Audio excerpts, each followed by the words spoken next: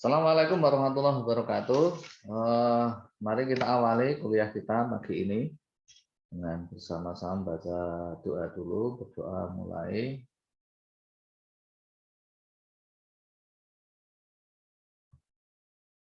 Amin. Terima kasih. Semoga diberikan kelancaran, pemahaman, kemudahan, dan semoga bermanfaat, memberikan manfaat untuk kita semuanya ya.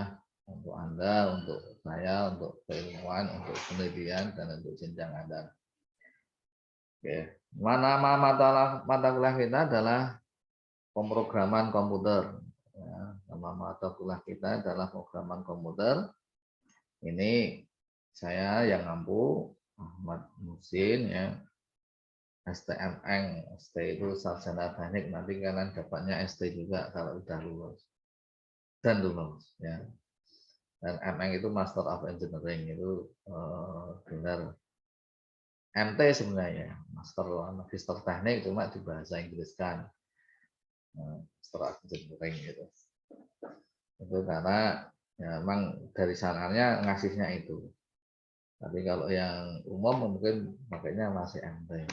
Tapi karena dulu saya S2-nya di UGM, itu keluarnya MN, Master of Engineering. Nanti kalau Anda ke sana S2 juga dapatnya juga seperti itu. Kalau di luar negeri juga sama.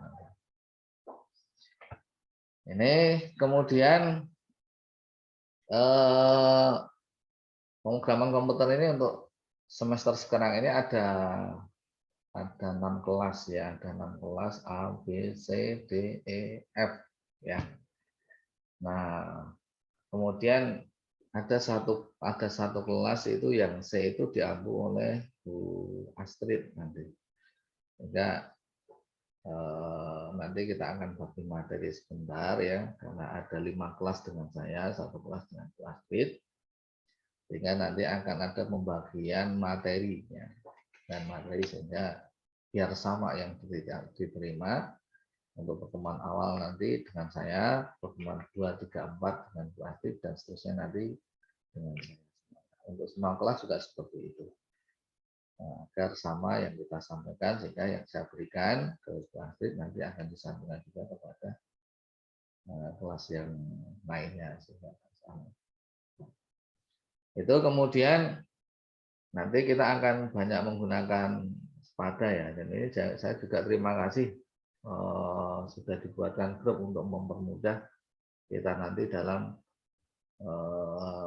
berkomunikasi atau berinteraksi lah, terutama karena kita tinggi. Kalau saya sendiri biasanya saya semuanya itu sudah saya sampaikan nanti di Spada. Tapi kita ada satu dosen tambahan ya, nanti Bu Astrid akan memberikan materi juga ke Anda itu, sehingga ini akan mempermudah kita untuk penambahan materi berikutnya.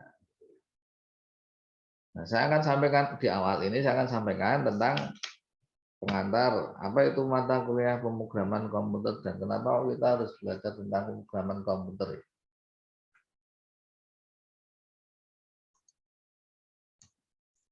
Nah, ini dulu kalau saya offline ya saya beri tes dulu, tapi ini tidak usah kelamaan ya. Jadi begini, mata kuliah ini itu adalah mata kuliah yang digunakan membekali Anda, membekali mahasiswa teknik industri tentang pengetahuan tentang komputerisasi. Dan bagaimana komputer itu bisa berjalan, bisa berinteraksi. Karena sebenarnya begini.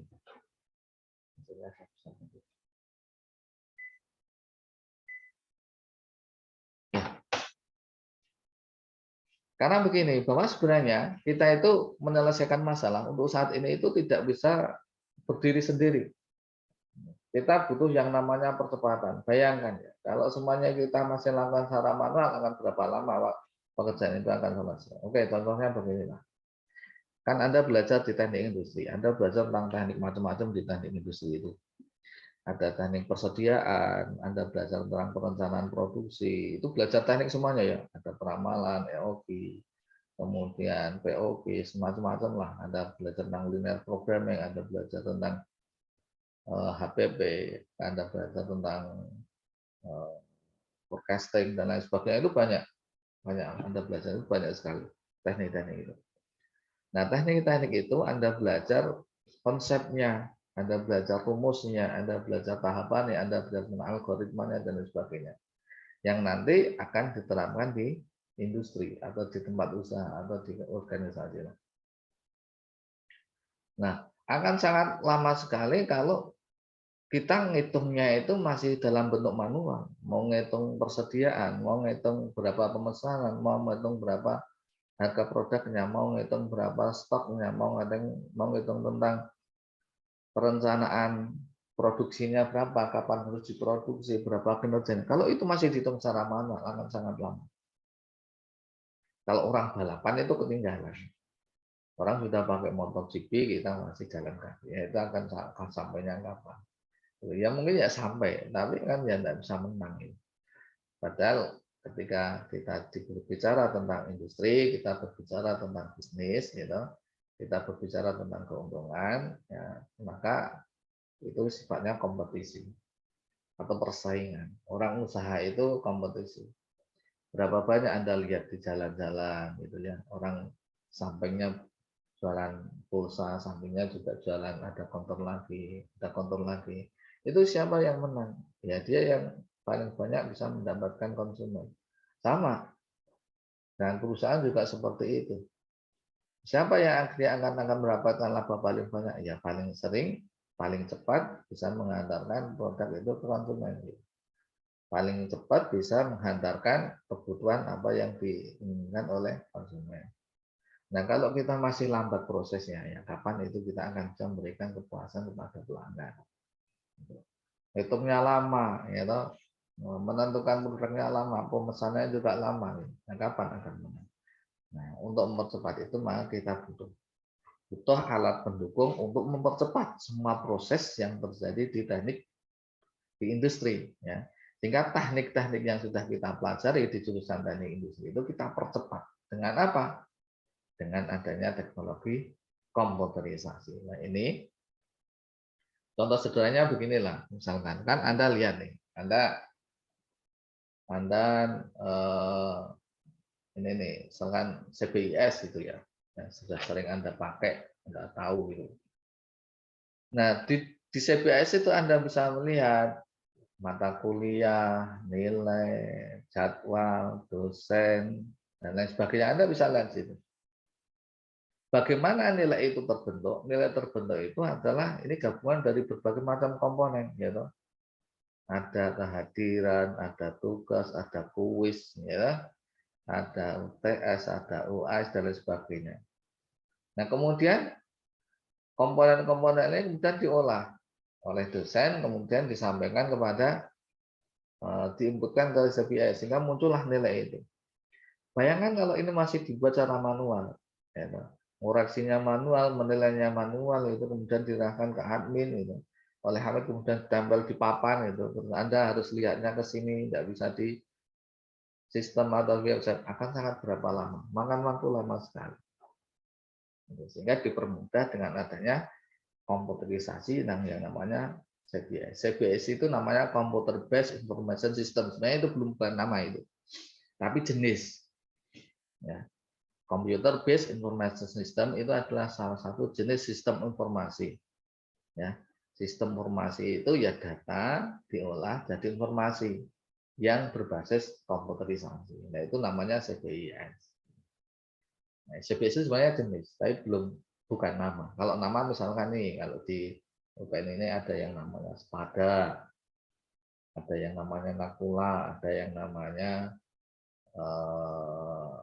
Sister gitu ya. Nah, itu namanya nama sistem informasi. Tapi kalau CBIS sebenarnya belum bernama, tapi jenisnya itu. Nah, itu kalau kita bisa bayangkan kalau itu semuanya masih manual akan sangat lama sekali. Nah, sehingga pergerakan itu bisa dipercepat ya toh, dengan adanya komputerisasi, dibasiskan secara digital komputerisasi. Di industri juga seperti itu. Kemudian keunggulan yang kedua masalah memori. Kalau kita pakai tulisan manual, masih pakai kertas, itu akan berapa kertas yang nanti akan kita pakai. akan berapa lembar, akan berapa habis hutan kita mungkin ya, dibuat dalam bentuk kertas untuk menuliskan. Nah, sekarang itu sudah dengan teknologi komputerisasi, maka tidak perlu menyediakan kertas, cukup dengan adanya flash disk, memori eksternal, internal, dan lain sebagainya. Bahkan sekarang sudah sampai ke cloud ya. Kalau Anda punya HP, HP-nya sering hang, karena memorinya penuh, Anda bisa simpan di Google Drive atau di cloud. Ya, di sana Anda bisa simpan sama. Sehingga barang yang kecil tapi bisa menyimpan banyak sekali memori. Ya, file di sana, folder, image, suara, video, dan sebagainya bisa tersimpan di sana. Itu lebih ringan. Nah, itu keunggulan-keunggulan ketika kita menggunakan komputer. Ya. Sehingga percepatan ya, dengan adanya pemrograman komputer, kenapa kita belajar komputer agar kita lebih cepat dalam menyelesaikan masalah. Ya, sekali lagi, ya, ketika kita menggunakan komputerisasi dalam rangka untuk mempercepat penyelesaian masalah yang ada, khususnya ya, karena kita belajar teknik industri, yaitu mempercepat teknik-teknik industri, teknik-teknik yang digunakan di dalam industri. Manajemen yang adanya kita percepat dengan adanya komputerisasi. Yang keunggulan dari komputer adalah percepatannya, kecepatannya, kemudian memorinya, ya, perhitungannya. Nah, kalau kita masih ngitungnya manual ya lama, tapi dengan adanya komputer ya cepat, kita tinggal masukkan rumusnya aja nanti keluar. Itu diantaranya kenapa mata kuliah ini tampil hadir untuk membantu kita dalam menyelesaikan masalah, mengubah teknik-teknik industri, ya, ilmu-ilmu teknik-teknik, ya, metodologi-metodologi, formulasi yang ada di teknik industri itu dipercepat penyelesaiannya, ya, pengoperasiannya dengan menggunakan teknologi komputer. Dan ini juga selaras dengan himbauan Pak Menteri Mendikbud kemarin, ya, Bapak Nadiem Makarim itu juga menyampaikan bahwa sekarang ini sebuah profesi itu jarang, hampir nggak ada yang berdiri sendiri, nggak ada. Ya. Tapi dia butuh keilmuan yang lain. Contohnya tadi lah, contohnya kita ini. Teknik industri, sepinter-pinternya Anda menguasai keilmuan teknik industri, kalau Anda masih mengerjakan secara manual, ya ketinggalan. Harus dibalut, ya, dikemas dalam bentuk komputerisasi biar cepat. Anda menemukan metode terbaru, memodelkan yang terbaru tentang teknik industri. Tapi kalau masih ngitungnya manual, ya siapa yang mau pakai? Orang sekarang kan butuhnya instan karena cepat gitu. Kita tinggal kemas dalam sebuah software, program aplikasi, mereka tinggal gunakan. Mereka kadang nggak tahu, user itu kadang nggak mau tahu isinya apa. Tapi yang mereka kenal bagaimana ini bisa mempercepat kerja saya. Bagaimana perusahaan itu bisa mempercepat profitnya, cara kerja penentuan suppliernya, bahan bakunya, pegawainya, kinerjanya, penjadwalan dan lain sebagainya. Itu cepat tek. Gitu. Nah, itu cepat apa? Dibantu dengan adanya komputerisasi. Sehingga Anda tidak perlu khawatir. Anda tidak perlu khawatir untuk nanti saya skripsi itu mau ngambil tema apa, tidak perlu khawatir. Kenapa? Karena semuanya ketika Anda kemas jadi sebuah komputerisasi, sebuah program aplikasi, dalam hal ini adalah sebuah sistem informasi ya, itu semua bisa jadi tema skripsi. Semua bisa jadi. Dan ini sudah saya buktikan sendiri, dan di antara tema-tema yang cepat lulus itu adalah yang berbasis sistem informasi, yang berbasis komputerisasi. Gitu. Pengaplikasiannya, penerapannya, kemudian dibalut, yaitu dikemas, dimediasi, diwadahi dengan program aplikasi itu. Nah, untuk bisa menuju ke sana, biar Anda bisa mengubah teknik-teknik industri, teknik-teknik atau metodologi yang Anda pelajari di teknik industri itu dalam bentuk sebuah program aplikasi, maka kita perlu tahapan. Sehingga mata kuliah ini nanti berisi tahapan-tahapan agar Anda bisa menjadi mengubahnya itu. Tapi ingat, kita beda dengan anak jurusan ilmu komputer, kita beda dengan anak jurusan teknik informatika, kita beda dengan anak jurusan sistem informasi. Kalau mereka mungkin mempelajari khusus bahasa pemrograman atau pemrograman komputer itu pelajari khusus sampai dengan mereka mahir bahasa pemrograman.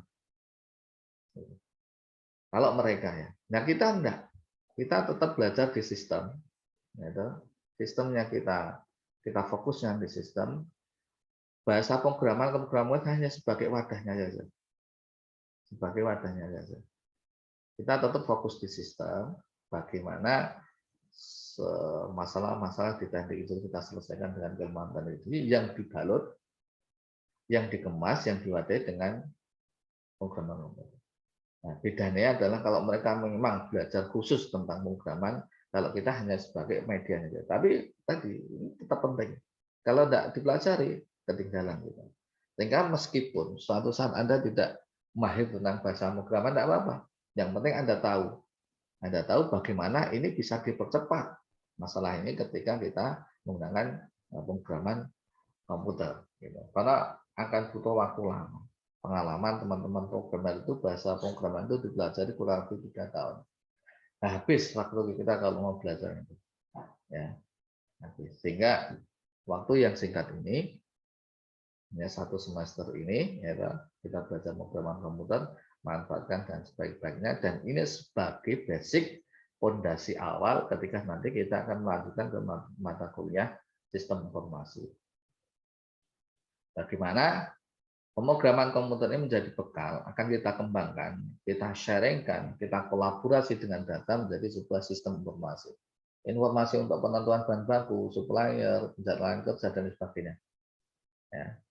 Nah, sistem informasi nanti kita akan kerucutkan. Kita akan kerucutkan ke penjurusan. Sebagai bekal Anda sebagai seorang manajer, maka nanti akan kita arahkan ke mata kuliah namanya pilihan DSS, Decision Support System. Sebuah sistem yang digunakan untuk mendukung Anda dalam pengambilan keputusan. Itu namanya DSS. Itu yang sifatnya sebagai personal. So, keterampilan seorang. Ada juga yang nanti kita kembangkan ke dalam sifatnya itu yang organisasi. Yaitu ke sebuah perusahaan. Namanya ERP. Enterprise Resource Bank. Ada 2 mata kuliah ini yang ini adalah pengembangan dari pemrograman komputer. Sehingga ini penting untuk kita pelajari dan Anda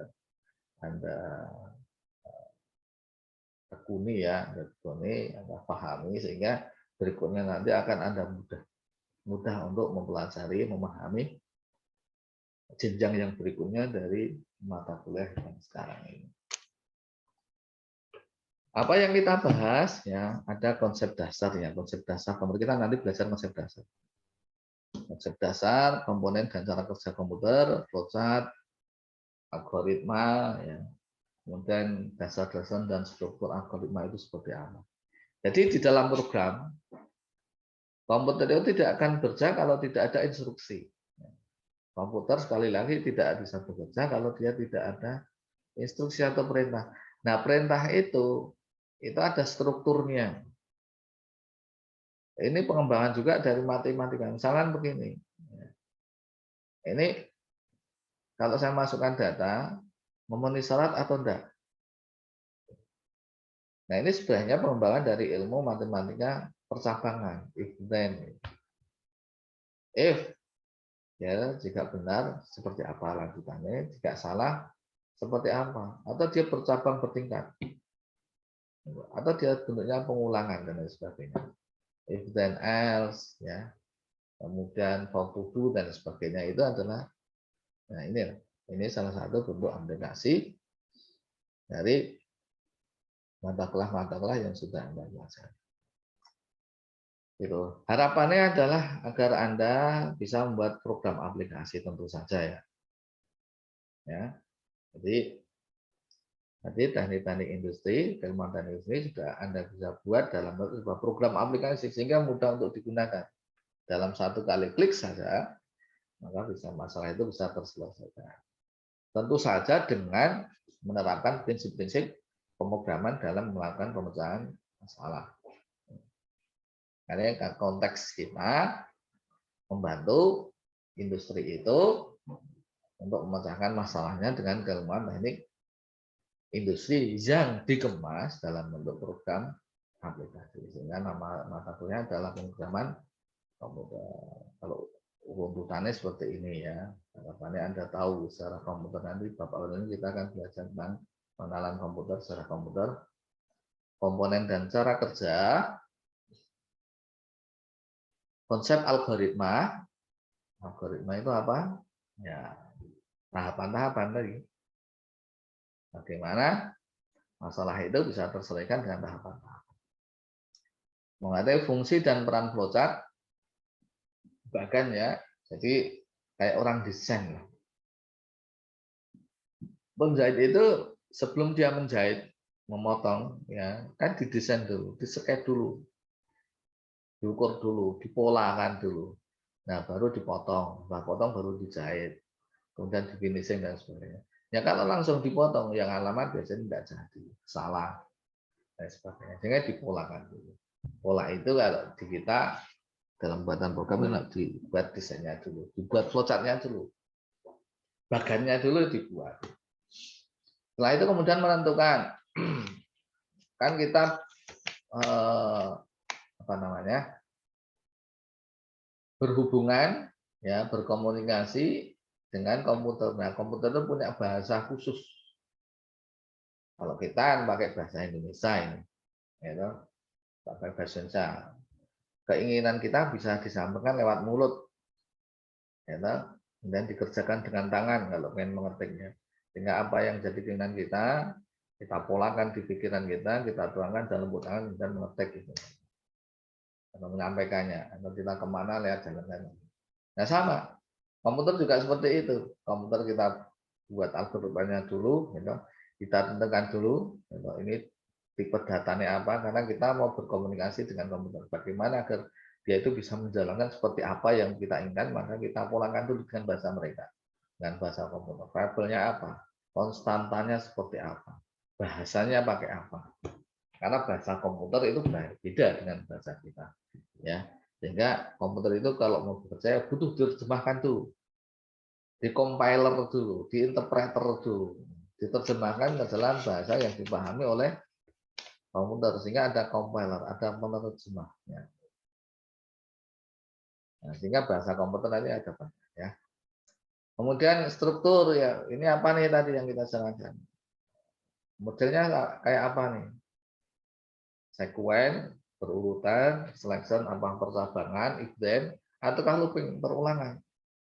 Yang kita perintahkan ini seperti apa nih? Lurus saja, 1 kali 1, 2, tambah 1, 2, 1 kali 1, 1. Atau dia perhitungan percabangan.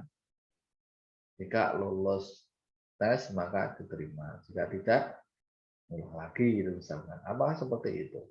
Nah ini juga harus kita detailkan, kita jelaskan agar komputer tahu apa yang harus dia laksanakan. Kemudian mengetahui peran, prosedur, fungsi ini macam-macam ya. Sehingga bagaimana kita kerjanya itu lebih cepat. Oh kita buat prosedur, oh kita buat fungsi dan seterusnya. Ya, apa seperti itu. Ini konsep pemrograman modular ya. Kalau kita bekerja dengan banyak pekerjaan, itu maka akan lebih mudah kalau itu kita bagi menjadi per part, bagian-bagian.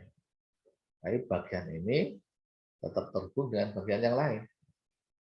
Sehingga kalau ada suatu kesalahan di satu bagian, maka cukup bagian ini saja yang diperbaiki. Tidak perlu semuanya dibongkar. Ya. Nah, ini kita komputer juga seperti itu. Kemudian penerapan logika pemrograman dalam pembuatan program kehidupan kita sehari-hari. Jelas, nah, tujuan kita adalah memudahkan agar industri itu bisa lebih mudah dalam memecahkan masalah. Membuat prototipe program aplikasi sederhana.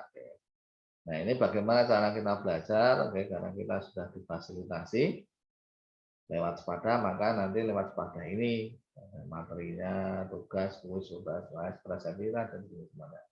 Nah untuk hari ini ya, karena ini baru saya buka tadi saja untuk presentasi nanti saya yang inputkan ya, kalau yang hari ini contohnya. Berikutnya nanti setting tadi ya, tadi 1 minggu yang lalu itu saya sudah dibuatkan mata kuliah dengan kode 20202. Ternyata pagi ini itu berubah jadi 20212, sehingga saya harus nyeting lagi. Saya harus import lagi, buat presentasi lagi, tapi nggak apa-apa. Itu saya akan buatkan di sana.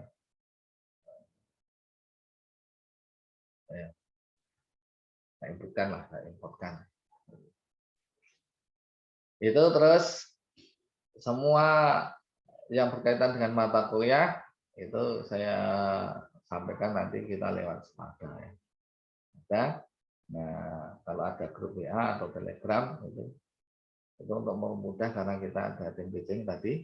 Ya saya mengantuk saat ini nanti kita juga ada satu dosen ya plastik namanya itu mampu di kelas C, ya, kelas A, B, D, E, F itu saya.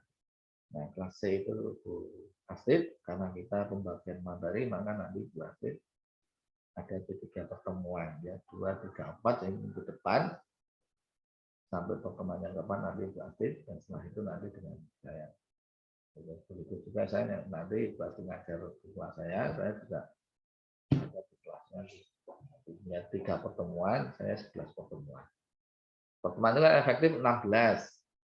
Tapi 2 dipakai untuk evaluasi yaitu UTS dan UAS ya. Sehingga efektif pertemuan 14, nanti 3 Astrid, yang 11 itu saya. Itu. Apa informasi apapun nanti saya sampaikan lewat Spada. Tapi untuk komunikasi itu terima kasih sudah dibagikan grupnya.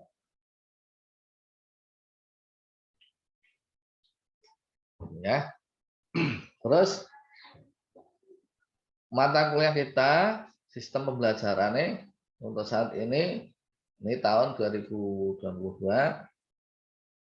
kemarin disampaikan oleh fakultas dan jurusan bahwa kita metodenya hibrid, tapi hibrid ya, hibrid itu campuran ya, akan ada pertemuan online dan offline. Ya, karena kita masih di masa-masa yang belum diperbolehkan untuk full PTM pertemuan tatap muka, maka untuk jadwal pertemuan tatap mukanya nanti menunggu dari jurusan. Kapan kita akan ada tatap muka? Nanti kalau ada jadwal tatap muka, berarti ya jadwal itu masih menyesuaikan dengan kelas ya, kelas yang akan digunakan. Itu ya, untuk pertemuan tatap muka nanti menunggu info dari jurusan. Sementara kita yang online dulu. Itu untuk strateginya ya. Kemudian untuk tugas nanti kita sampaikan di Spada. Nah, materi apa yang kita pelajari nanti tadi kalau saya simpulkan, maka akan ada materi seperti yaitu pengenalan komputer, konsep dasar komputer, algoritma ya, algoritma pemrograman, flowchart, logika informatika dan inferensi, terus tipe data variabel dan kesasar, bahasa pemrograman, sequence, selection, looping, ini struktur-struktur dasar algoritma. Sekaligus nanti kita praktek mengaplikasikan struktur dasar algoritma sequence, selection, looping, fungsi, prosedur, array, dan sebagainya itu dalam bentuk program aplikasi dengan menggunakan bahasa pemrograman basic. Kita pakai software namanya Visual Studio nanti. Nah, ini saya juga riset lama ketika saya ingin menentukan Visual Studio itu. Kenapa? Karena bagaimana mahasiswa teknik industri yang memang tidak belajar secara spesifik bahasa pemrograman bisa mengaplikasikan algoritma pemrograman itu untuk menerapkan keilmuan-keilmuan teknik industri itu dalam sebuah program aplikasi. Lagi, ini saya riset lama bagaimana menjembatani mahasiswa teknik industri yang tidak belajar secara khusus tentang bahasa pemrograman seperti jurusan teknik informatika, ilmu komputer, sistem informasi, tapi bisa menerapkan algoritma untuk menerapkan keilmuan teknik industri itu dalam bentuk program aplikasi. Karena saya menentukan Visual Studio. Apa keunggulannya? Dia tidak melulu tentang coding, tapi kita tinggal pakai saja. Tombol kita tinggal pakai, list kita tinggal pakai, teks kita tinggal pakai, saya tinggal drag drop ya, tinggal ambil saja, terus nanti tinggal tombol itu mau kita apakan. Kita klik 2 kali di sana, nanti sudah akan muncul lembar untuk memasukkan sintaknya. Sehingga kita tidak perlu sintak ngoding lagi kota, ngoding lagi warna, ngoding lagi tombol, ngoding lagi list, ngoding lagi teks box, tidak perlu. Tapi kita tinggal pakai saja, kita tinggal fokus saja bagaimana pemrograman langsung, ya, langsung di intinya, ya, bagaimana sekuennya. Ini untuk apa nih? Oh, untuk kasus perhitungan EOG, berarti kita langsung aja ke sana. Tidak perlu diributkan dengan bagaimana membuat warna, list, border, tombol, dan lain sebagainya. Ya, sehingga akan mempercepat. Kalau kita dulu, zaman dulu kan masih Pascal, itu harus coding semuanya, itu ngabisin waktu. Dan rata-rata juga tidak begitu paham. Gitu. Belum masuk ke intinya, sudah direbutkan di masalah yang di luar inti. Nah, kita pakai yang namanya Visual Studio, ya, bahasanya basic. Itu untuk semuanya itu nanti kita pakai. Oke, sehingga ya sebaiknya punya komputer ya. Referensinya apa? Ini diantara yang bisa Anda baca, pengantar logica dan logaritma, Unikus Noto, Doset ya, pengantar sistemasi, logika informatika, gerah ilmu, ada nih. Nanti bisa Anda lihat-lihat buku-buku ini di perpustakaan ya. Kalau Anda belum familiar, belum tahu, bisa lihat di perpustakaan. Urban Information Technology for Management. Ini ada ya. Tidak saya ada. Sistem operasi dan algoritma dan pemrograman. Ini kalau referensi dalam bentuk buku-buku. Kalau Anda pengen fokus, ya ini untuk explore ya. Dan fokus, kita seperti yang disampaikan Pak Mosin saja gitu. Nah, Anda bisa merujuk ke sini. Ini ya, bahan asal saya di Logika Pemrograman dan Dasar Pemrograman. Ini insya Allah, ini sudah, ini tak cantuman pada saya berikan free, saya hibahkan kepada Anda. Ya, cuma jangan disebarluaskan karena hanya untuk kalangan sendiri saja, untuk mahasiswa saja. Ya, nanti saya berikan filenya, Anda bisa baca. Ya, toh. Kalau yang pengen nyetak, ini tebalnya kurang lebih seperti ini nih kalau mau cetaknya. Ini cetaknya. Kalau dulu kita nyetak kurang lebih harganya berapa ya? Sekitar 30.000. Tapi nyetak sendiri. Ya, kalau cetak ya, kalau Anda malas nyetak dan ya tinggal dibaca saja Pak. Nanti tak berikan passwordnya. Itu sebagai panduan kita dalam perkuliahan ini. Ini bisa baca. Cuma jangan di-share ke orang lain, jangan dipublikasi. Ya. Nah, ya, untuk saya dilarang untuk dipublikasi, hanya untuk belajar mahasiswa saya saja. Ya. Karena apa ya? Karena saya masih merevisi ini. Saya masih ngambil referensi dari sana sini. Nanti kalau ada kena plagiasi. Nah, kalau yang mau publikasi, nunggu editan saya yang nanti diterbitkan di situ. Begitu. Tapi untuk ini, kalau Anda pengen tidak banyak membaca yang referensi tadi, Anda bisa tahu. Ini sudah sesuai dengan kurikulum KK ini, Kerangka Kualifikasi Nasional Indonesia. Itu, ini untuk pengantar. Nah, selanjutnya saya akan menyampaikan masuk ke materi kita. Untuk materi awal ini saya sampaikan nanti mungkin cepat selesai ya. Anda tidak bosan. Oke.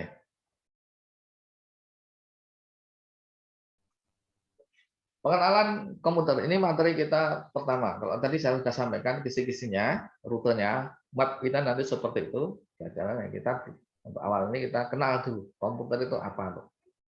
Kan kita mau pakai komputer ya kita kenal. Komputer itu makhluk apa. Jangan dulu komputer itu besar, sebesar rumah. Bahkan orang bisa masuk ke dalam komputer. Ya, mulailah komputer itu kemudian kecil. Ya, saya masih menemukan ini. Ketika saya S1 saya masih pakai komputer yang seperti ini. Nah, dulu. Nah, ini uniknya itu dia ya komputer saya dulu ya, komputer yang mungkin agak sedikit rusak yang saya pakai itu. Ini tidak mau hidup kalau tidak ada beban di atasnya. Monitornya saya taruh depan, ini saya duduki baru dia hidup. Tapi alhamdulillah ini membantu saya menyelesaikan skripsi cepat 3 bulan. 3 bulan itu efektif 2 bulan karena yang 1 bulan itu dari komputer rusak ini tadi. Sehingga skripsi itu sebenarnya cepat 3 bulan itu selesai. 2 bulan lah. Kalau komputer lancar itu sebenarnya 2 bulan sudah selesai. Ya, sehingga ya alhamdulillah dulu saya mendapat predikat lulusan tercepat ya. Nah, barokahnya komputernya, pemrograman komputer. Barokahnya mata kuliah ini. Sehingga tidak usah khawatir. Nanti kalau pengen sempat terangkan komputerisasi di skripsi Anda. Itu cepat. Terus yang sudah mulai zamannya seperti ini. Semakin kesini itu semakin tipis. Ya. Semakin tipis, semakin transparan, bahkan semuanya itu sudah hampir otomasi lah. Semakin kecil ya, ukuran kesini itu semakin kecil. Kalau orangnya semakin gemuk, tapi perawatannya semakin kecil, tapi lebih efektif dan efisien. Dan komputernya. Ini generasi komputer ya terus mengalami perkembangan. Kalau orang dulu komputer orangnya kecil pernah makan komputer yang besar. Kalau sekarang itu orang yang besar komputernya yang gitu. Bahkan teknologi terbaru itu transparan ya. Ada smartphone itu transparan. Dan tidak kelihatan komponennya itu tidak kelihatan. Akhirnya sudah canggihnya. Sudah mirip-mirip kayak film Star Trek.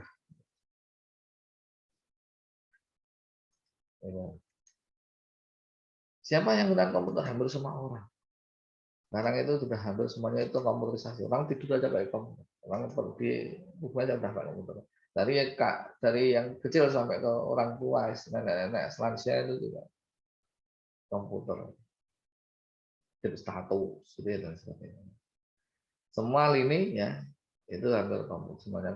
Apalagi kita ya, yang kita industri dan berorientasi untuk kerja di industri. Kita harus menguasai lah.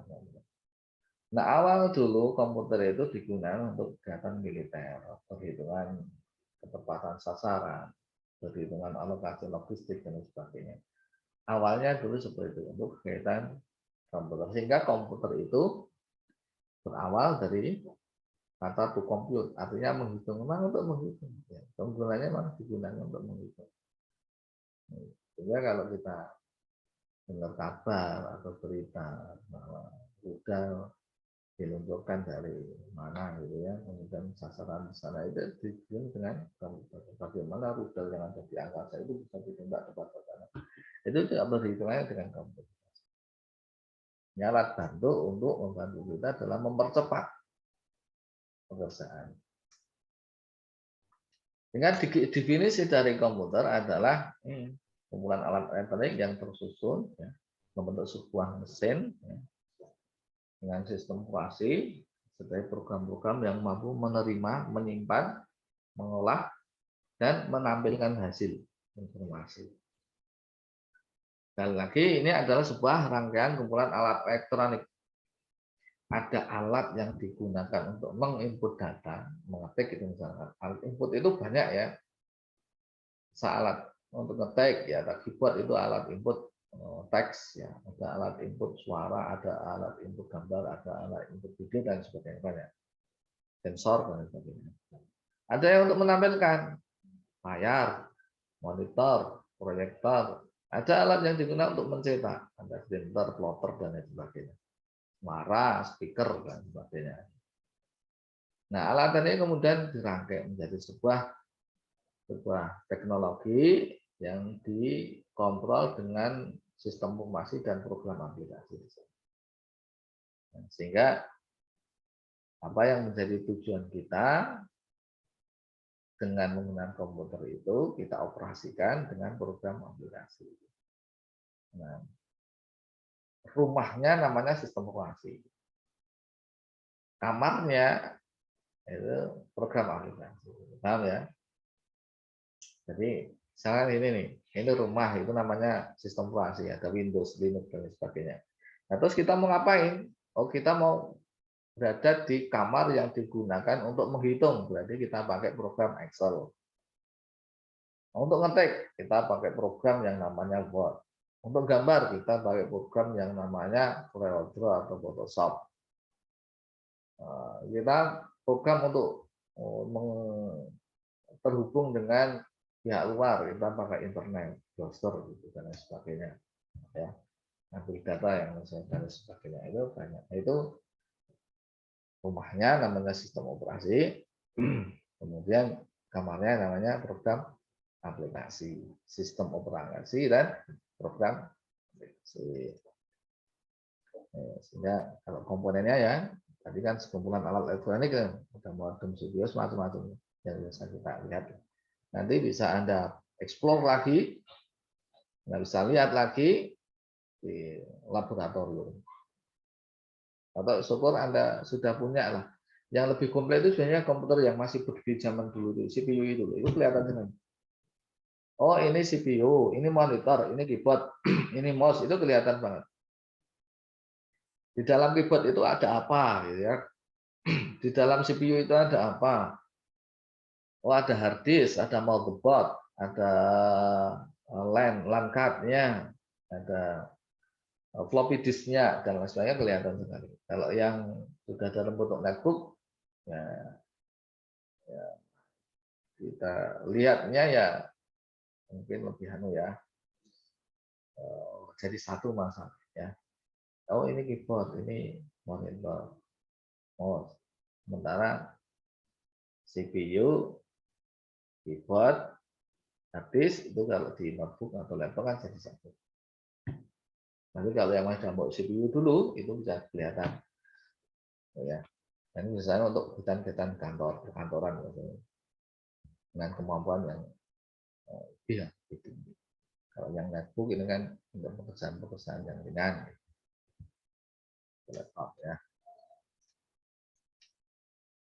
Terus, sehingga sistem komputer itu adalah jaringan elektronik yang terdiri dari perangkat lunak dan perangkat kelas, hardware dan software.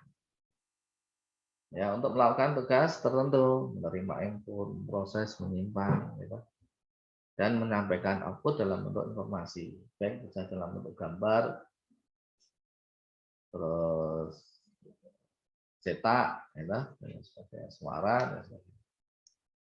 Nah, kalau kita bahas seperti ini, ya, komputer itu terdiri dari hardware, yaitu ada komponen untuk input, untuk proses dan output. Proses itu CPU ya, lebih ke CPU-nya ya. Nah, CPU itu nanti kepada ke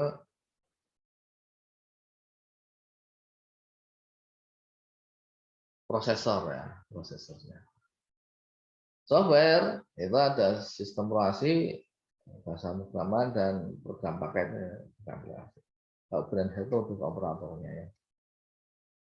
Terus, nah ini kenapa kok kita pakai komputer? Tadi seperti penjelasan saya di awal, sebenarnya kita memanfaatkan kemampuannya.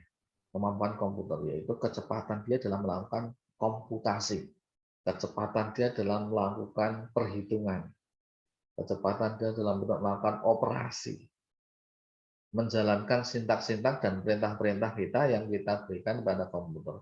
Ini kemampuan. Misalkan begini, ada prosesor itu yang kemampuannya misalkan 1 MHz, padahal kan sekarang banyak.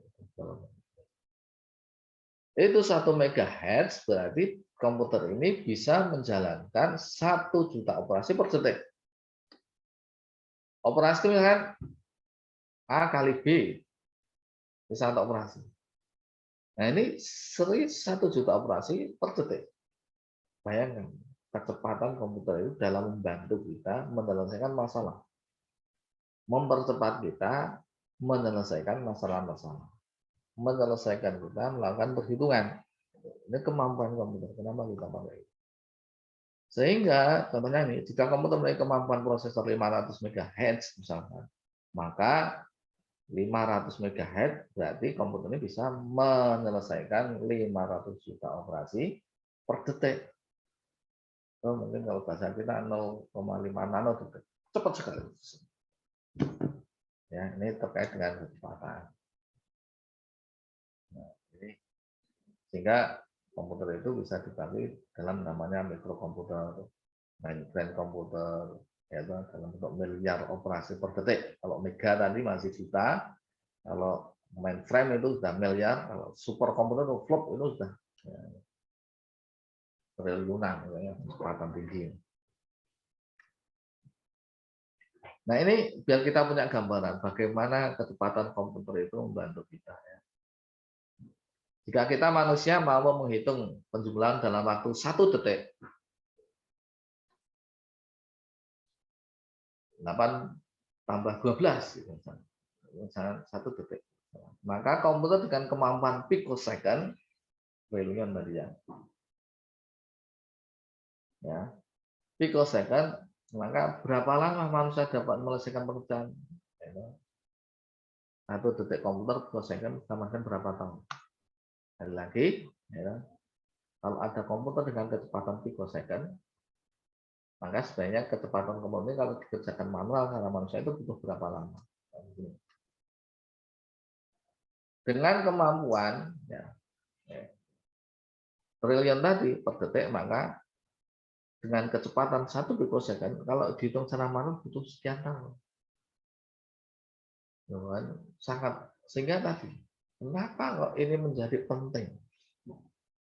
Kenapa kok kita harus menggunakan komputer dalam kehidupan sehari? Karena sangat membantu kita dalam menyelesaikan pekerjaan. Nah, teknik-teknik yang kita pelajari dalam teknik itu kita bantu, kita percepat dengan teknologi komputer agar lebih cepat selesai. Sehingga logikanya begini, kalau pekerjaan itu semakin cepat selesai, ya maka akan semakin cepat laba itu diperoleh, sehingga perusahaan itu akan semakin cepat mendapatkan profit. Kalau profit itu semakin cepat, maka otomatis kesejahteraan karyawan, pengembangan perusahaan dan lain sebagainya menjadi semakin cepat. Kalau udah cepat, dia akan lebih cepat memenangkan persaingan. Namanya keunggulan kompetitif. Ya, terus, nah ini kalau Anda pengen tahu kecepatan komputer Anda bisa lihat di properties My Computer itu, kita bisa lihat. Misalkan komputer saya ini 2,6 GHz, ya, GHz, bisa Anda bayangkan ya. Nah ini bisa diupgrade terus, ditingkatkan terus. Misalkan RAM-nya berapa nih? 8 GB dan seterusnya dan seterusnya. Ya. Nah, juga kalau mau melihat tentang kemampuan dari komputer. Kemampuan yang kedua adalah memorinya. Ya, kalau tadi kecepatan, maka yang kedua memorinya.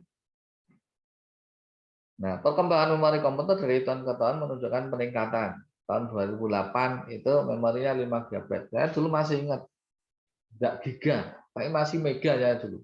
Waktu S1 tahun 2000 ya, tahun 2000 itu masih mega, pakai flash disk kecil itu. Hard disk itu cuma 5 GB. Kecil sekali.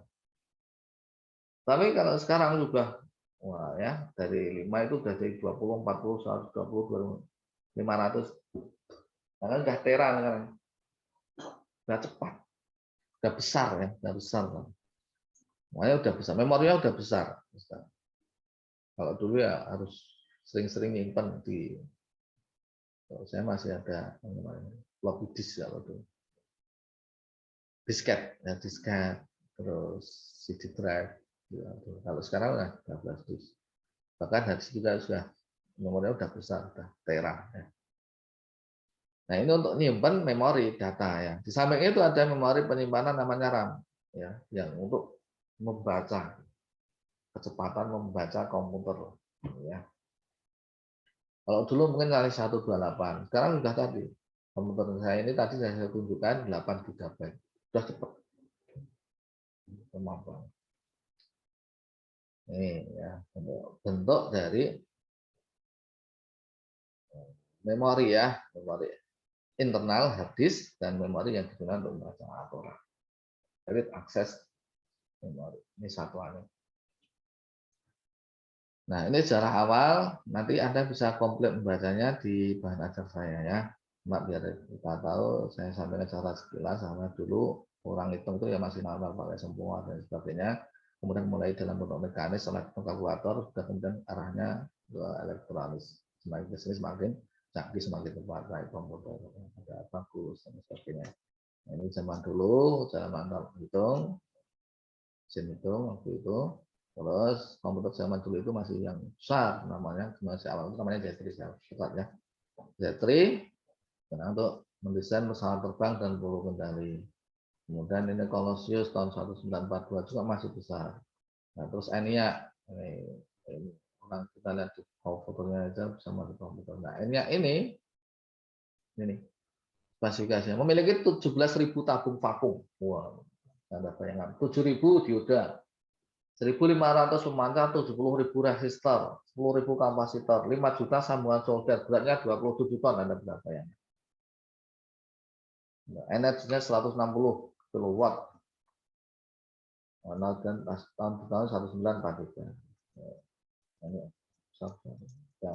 Nah, kemudian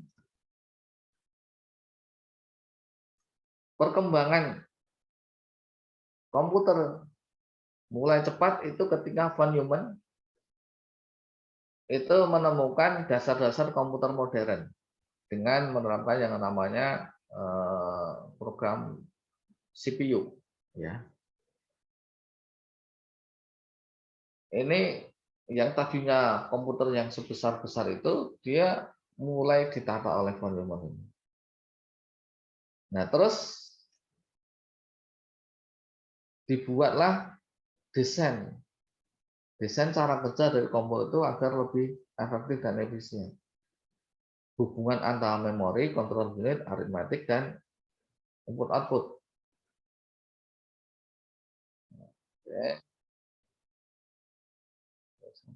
Nah, ini yang kemudian Jack Kilby ini yang berjasa komputer yang tadi besar kemudian diperkecil menjadi tipis dan minimalis dengan penemuan dia terhadap menemukannya dia IC. Penemuan dia tentang IC, integrated circuit.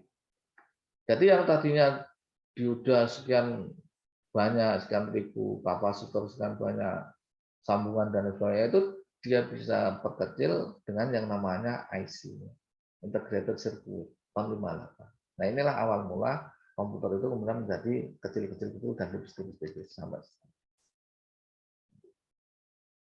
Nah, mulai kecil dan mulai digunakan tidak hanya untuk masalah militer saja, tapi sudah digunakan juga di area dunia bisnis. Dan kecepatannya juga mulai cepat, milisecond, microsecond, nanosecond, microsecond, dan seterusnya. Memorinya juga besar. Nah, pengembangan komputer, oke, saya kira itu semoga bisa membekali kita dalam mengenal komputer, masuk pertemuan besok bagaimana cara kerja dari komputer, kemudian kita tahu, kita belajar tentang bagaimana tahapan-tahapan kita bisa merendahkan komputer atau algoritma, terus sampai nanti bisa akhir kita bisa membuat program komputer. Saya kira itu yang saya sampaikan, semoga bisa dipahami. Insya Allah ini nanti akan saya upload di YouTube, biar nanti kalau Anda kurang paham, Anda bisa ngulangnya lagi, dan sambil Anda bisa membaca materi di bahan pelajaran yang akan saya sampaikan di sekarang. Ada pertanyaan? Tidak ada? Ya, kalau tidak ada, kita cukupkan sekian. Ada nggak pertanyaan? Nggak ada ya? Nggak ada. Kita cukupkan sekian. Sampai jumpa di materi berikutnya. Kita akhiri. Assalamualaikum warahmatullahi wabarakatuh. Waalaikumsalam warahmatullahi wabarakatuh. Waalaikumsalam warahmatullahi wabarakatuh. Terima kasih, Pak.